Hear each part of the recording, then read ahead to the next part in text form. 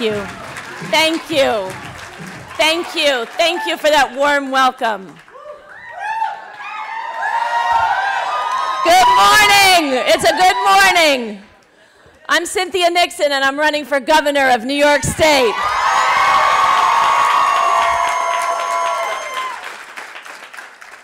And I can't tell you how heartening and how exciting it is to be with so many fellow progressives in one room.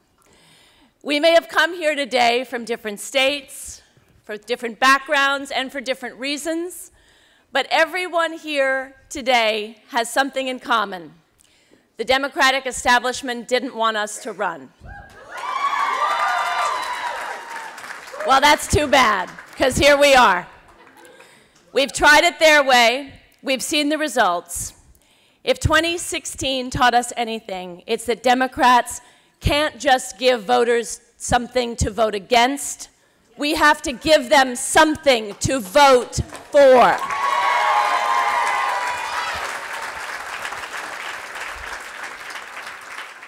Young people, people of color, women, working class people of all backgrounds are going to stop showing up for the Democratic Party if the Democratic Party doesn't start showing up for them.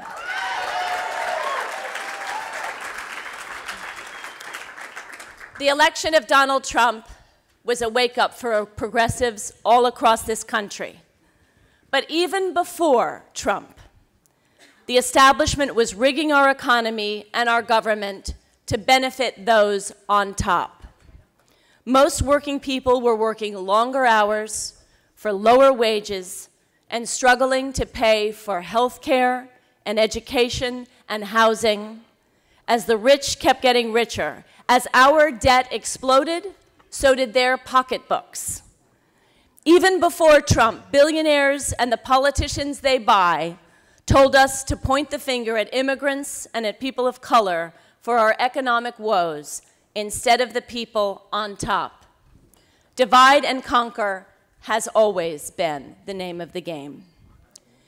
At this time of record inequality in our country, the state that I come from, New York, is the single most unequal state of all. The top 1% of New Yorkers earn 45 times what the other 99% earn combined.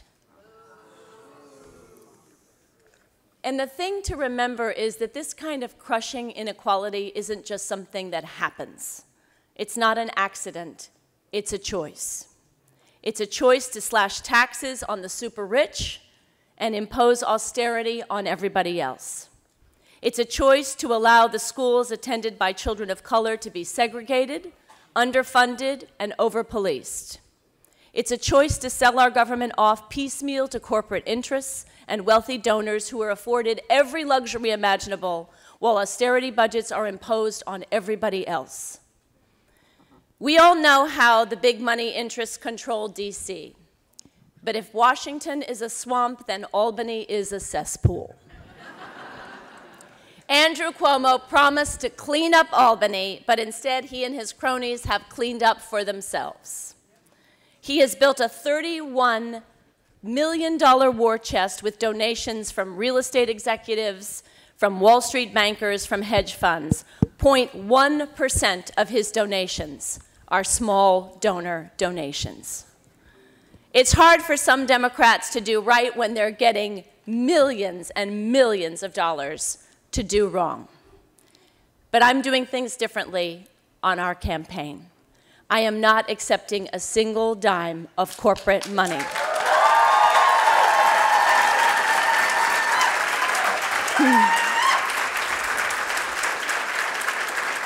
This campaign belongs to a movement of people coming together to fight back. Earlier this week, I declared loud and clear that I believe it is time for New York to legalize the recreational use of marijuana.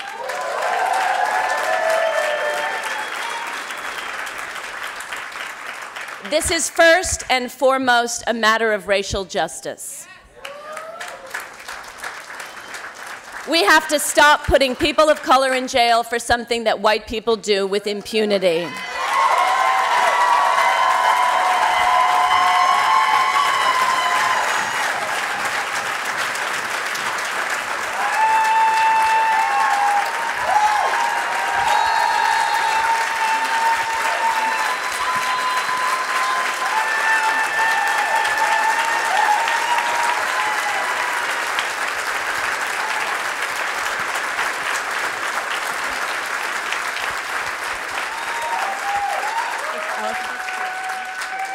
In my hometown of New York, people of color are 10 times more likely to be arrested for marijuana than white people, despite using it at roughly the same rates.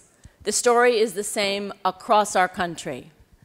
The reality is that for white people, marijuana has effectively been legal for a long time. It is time to legalize it for everybody else.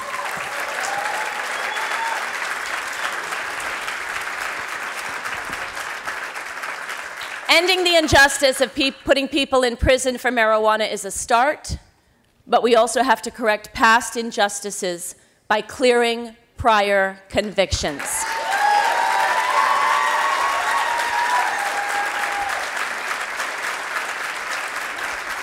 And as we move toward legalization, we must also be very sure that huge corporations and that rich white men like John Boehner aren't going to be the primary ones who benefit.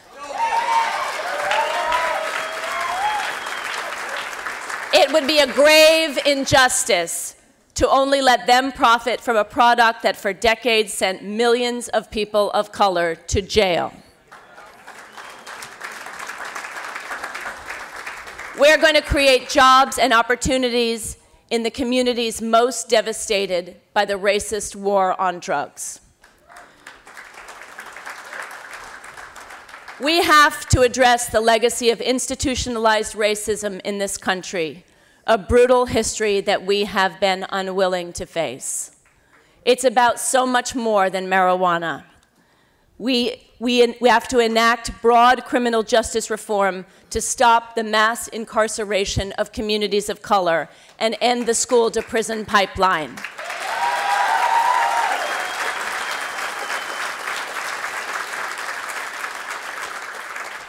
Too many of the schools attended by children of color in my state and across this country are underfunded and over-policed. We have a school system that is pushing white children toward college and children of color into the criminal justice system. This has to stop.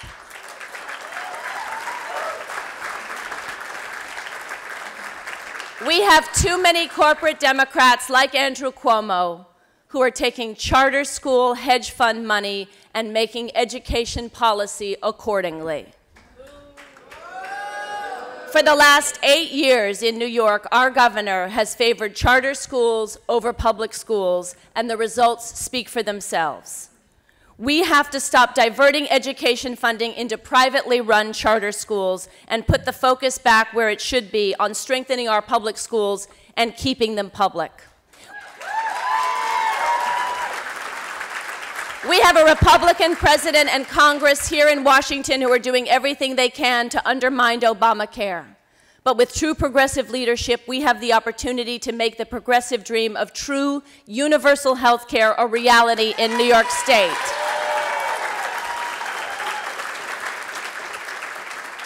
As governor, I would fight to pass the New York Health Act and create a Medicare for All-like system that covers everyone and reduces costs for working families. In a blue state like New York, issues like marijuana and single-payer health care shouldn't even be a question. Here in Washington, progressives have been blocked by the Republicans that control Congress and the White House and in state houses across the country. But in New York State, one of the bluest states in the country, it is the Democrats who have been the problem. Andrew Cuomo and the Trump Democrats of the IDC brokered a backroom deal to hand power to the Republicans, ensuring that many of our progressive priorities would die in the state Senate. Well, we've got news for them.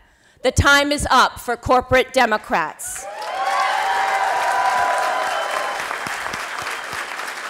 For politicians who campaign as Democrats but govern as Republicans. It can't just be business as usual anymore. I know that our country can do better. If we're going to get at the root problem of inequity, we have to turn the system upside down. We have to uproot the broken establishment, the fake Democrats, the corrupt, and the beholden. If we want real change, we don't just need to elect more Democrats, we need better Democrats.